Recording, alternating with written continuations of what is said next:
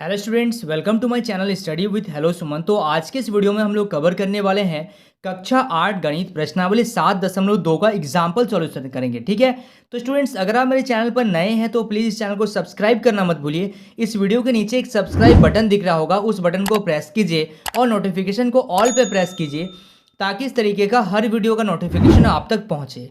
तो स्टूडेंट्स चलिए इस वीडियो को बिना टाइम वेस्ट करते हुए फटाफट से स्टार्ट कर लेते हैं। देखिए इसमें बहुत सारे एग्जाम्पल दिए गए हैं। ठीक है, 7-8 एग्जाम्पल है। तो एग्जाम्पल के क्वेश्चन को करने से क्या फायदा होता है, इसका मैं बेनिफिट क्या होता है, वो चीज़ आपको मैं बता रहा हूँ। देखिएगा, देखिए एग्जाम्पल के क्वेश्चन को जब आप कर रहे हैं तो आपको उसी से रिलेटेड आपको चैप्टर में क्वेश्चन मिल जाएगा। ठीक है, तो आपका क्या होगा कि कंसेप्ट आपका बिल्ड हो जाएगा, आपको समझ में आने लग जाएगा कि क्वेश्चन को किस तरीके से हम लोग चैप्टर में सॉल्व करेंगे। और अगर आप डायरेक्टली अगर आप चैप्टर में आ रहे हैं तो कहीं ना कहीं थोड़ा सा आपको प्रॉब्लम फेस करना पड़ सकता है। ठीक है, तो चैप्टर को करिए, इसको इजी वे में मत लीजिए कि एग्जाम्पल है इसको हम लोग नहीं करेंगे, नहीं देखेंगे। ये बुक से भी हो जाएगा। आपका कंसेप्ट जो बनेगा ना, रियली में अगर मैं बताऊं, आपका जो कंसेप्ट बनेगा वो एग्जाम्पल्स के क्वेश्चन से ही बनेगा। ठीक है, चलिए ध्यान से देखिएगा। क्वेश्चन नंबर 1 है, ध्यान से देखिएगा। x² + 6x + 9 का गुणनखंड ज्ञात कीजिए। ठीक है, अभी नया नया क्वेश्चन आ रहा है। इससे पहले हम लोगों ने 7.1 को कवर कर लिया है। अगर आप उस वीडियो को नहीं देखे हैं तो उसका लिंक मैंने डिस्क्रिप्शन में डाल दिया है।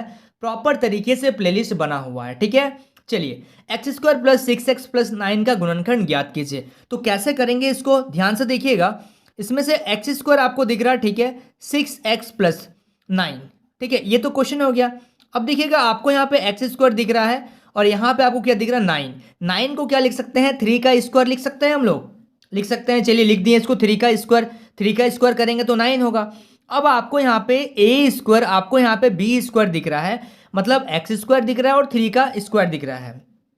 और ये जो टर्म है, ये जो इक्वेशन है, ये जो समीकरण है, ये आपको प्लस में दिया गया है।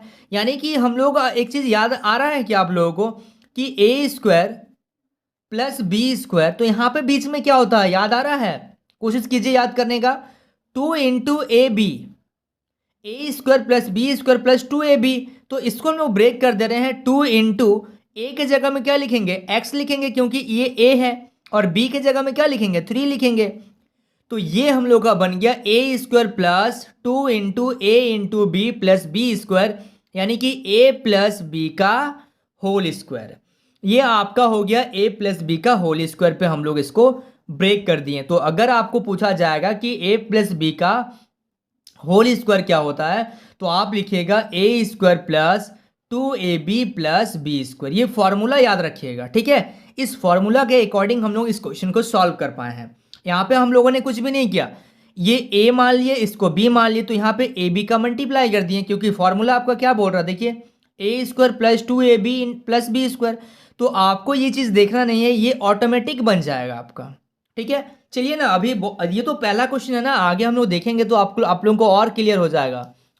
देखिएगा सेकंड नंबर क्वेश्चन में क्या बोला जा रहा है, 9y² - 12y + 4।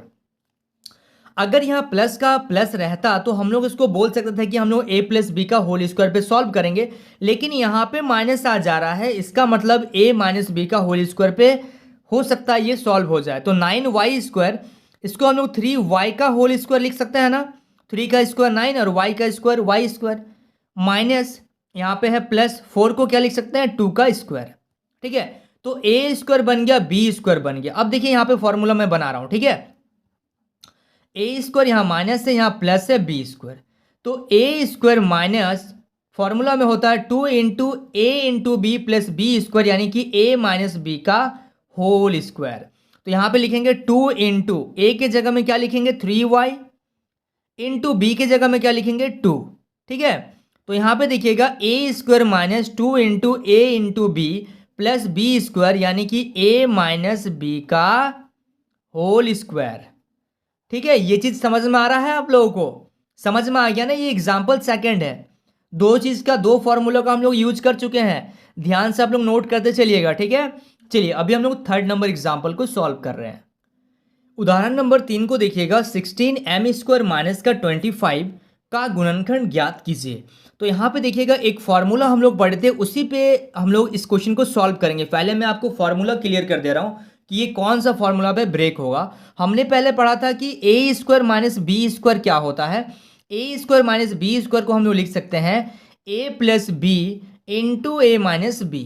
ठीक है, a square minus b square को क्या करेंगे हम लोग, ए प्लस बी और ए माइनस बी पे हम लोग इसको ब्रेक कर देंगे। ठीक है, ब्रेक कर देंगे। अब देखिएगा 16m स्क्वायर माइनस 25 का गुणनखंड ज्ञात कीजिए। तो 16 को क्या लिख सकते हैं, 16 को हम लोग लिखेंगे यहाँ पे 4m का स्क्वायर, क्योंकि 4 का स्क्वायर क्या होगा, 4 का स्क्वायर 16 होगा ना, और 5 का स्क्वायर क्या होगा 25। तो यहाँ पे माइनस दिया गया है और यहाँ पे 5 का स्क्वायर। तो 4m का स्क्वायर माइनस 5 का स्क्वायर यानी कि ए स्क्वायर माइनस बी स्क्वायर, इसमें हो जाएगा हम लोगों का a माइनस बी, या फिर आप a प्लस बी लिखिए, बाद में लिखिए a minus b, a plus b a minus b. ठीक है, 16m स्क्वायर माइनस 25 का गुणनखंड क्या किया हम लोग, a square minus b square पे ब्रेक कर दिए। आप अगर इसको बुक में देखेंगे ना तो बुक में अलग तरीके से बना हुआ है। ठीक है, हो सकता है कि आपको वो समझ में ना आए।